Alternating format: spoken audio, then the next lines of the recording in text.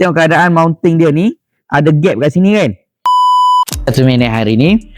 Okey, hari ni sebab ramai yang tanya saya, bila kita naik turun Bongo ada bunyi macam besi belaga, kukak lebih kurang macam tu lah.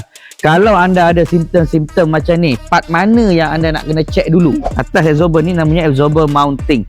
Okey, ini untuk kereta Honda Civic. Tengok keadaan mounting dia ni, ada gap kat sini kan. Okey, so kita tengok apa berlaku bila saya jack naik kereta ni. Okey, kita tengok apa jadi. Pom, dia jatuh. Nampak? Bila pun kita buat turun, tengok dia jadi. Nampak? Mounting absorber ni memang sifat dia boleh bergerak, tapi bukan dengan keterlaluan macam tadi. Sebab dia tu biasanya dipubat daripada getah.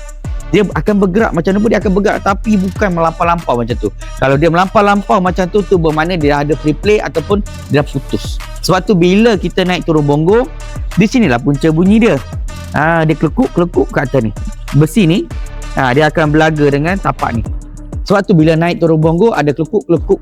Itu part yang anda nak kena check dulu. Ataupun kalau tak tahu macam mana nak check, tak payah sakit kepala. Bawa je datang ke Fizi Motorsport, Sang Wipo.